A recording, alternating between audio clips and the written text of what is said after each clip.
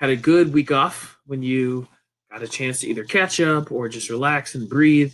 In whatever way that you use that week, I really hope that was helpful to you. I look forward to doing that again once we get closer to the end. So for seniors, probably like late May, early June, just to make sure we've got everything we need to get you across the finish line. And for our juniors and underclassmen, we'll just do that to make sure that you get the full credit that you need for the class. So starting off and continuing our intimate relationships unit, we're going to start a new section of that. And the big question about this unit is, do we have a relationship personality? And we're going to talk about attachment theory. So that's kind of what we're going to dig into the next 3 days, and then that will lead us into the next week as we continue on this unit. So by the end of this lesson, my goal is that you can define relationship personality and you have a good understanding of the history of attachment theory. So we take a little history lesson, but I think it's important to know the context behind some of these theories and how we get to these different research projects and experiments and methods that we come up with to measure and understand people. Okay, so I want you to consider this scenario. You are dating someone and they're about to go on a week-long trip that involves attending lots of parties with attractive people. The question that I want to pose to you is, would you trust that your partner would be faithful? Would you feel jealous if they had an emotional but not physical, intimate moment with someone else? And how often would you want to communicate with your partner while they're gone? And how much would you miss your partner? So maybe if you're with someone or your parents, maybe pause and talk about what you do in the scenario.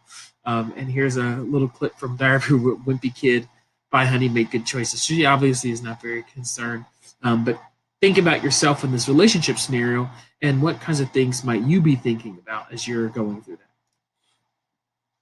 So as we think about what a relationship personality is, your answer to all of those questions in the previous slide would depend on what your relationship personality actually is. So the definition is that it's a behavior patterns that describe an individual's habitual interpersonal dynamics with others. So things that we can predict, right? We can say, because of this person's personality and who they are and how they believe about relationships in the world, this is how they respond to scenarios. So if their partner's leaving for a long time, they haven't heard from their partner in a couple days, right? We can go and give you a personality, relationship personality that says a lot about how you feel about these things and what you might do in response to different scenarios.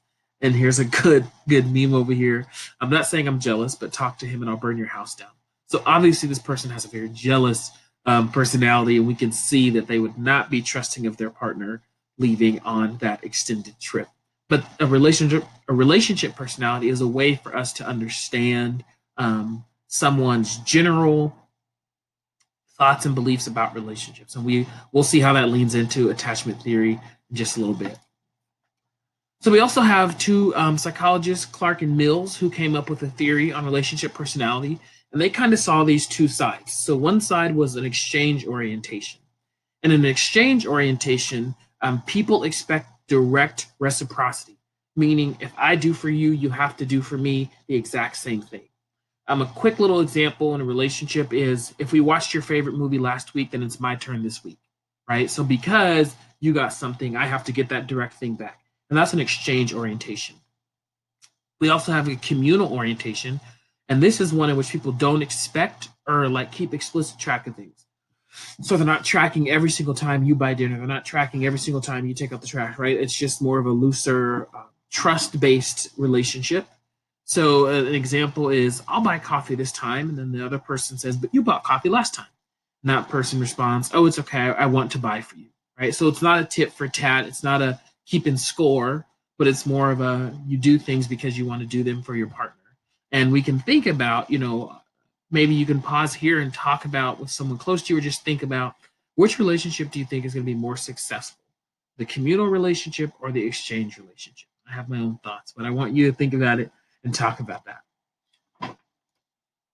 Okay, so how do people form and maintain relationships? So I'm going to take you back to World War II. So this would be World History 3 for a lot of you.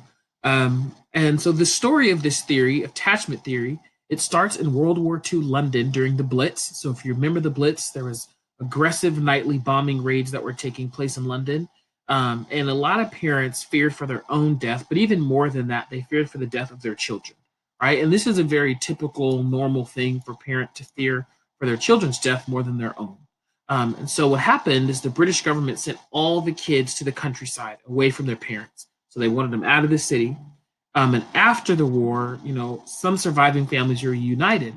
But what we saw was a lot of major side effects that happened as these kids grew up. They had a lot of psychological problems as a result of being separated so early. So they couldn't form strong, loving ties with other people. They had troubles building bonds and getting relationships. And so researchers tried to explain this pattern of behavior. They did thousands and thousands of studies about attachment orientation, personalities, behaviors, decisions, and interactions. And that led them to attachment theory. So when we think about what attachment theory is, it's a framework that helps us understand relationships with a specific focus on how someone's family environment during formative years. So when we think of formative years, think of infancy, really young, right? Like 0 or birth to 3, birth to 4, and those really formative years. And their family environment affects your ability to begin and maintain normal adult relationships. So that it's actually rooted in everything that happens to you and the relationships you form as a baby. We'll dig deeper into this the next 2 days of this week. So summary, all in all, is attachment theory suggests that the way your parents treated you during early childhood affects your self-esteem and trust in adult romantic relationships. So you'll see as we talk Wednesday about the strain situation, and then on Friday we talk about the 3 attachment styles, you'll see how that parenting piece becomes really key and core to all of this. So a prompt for you to type in the discussion group is, or on Teams, the discussion page.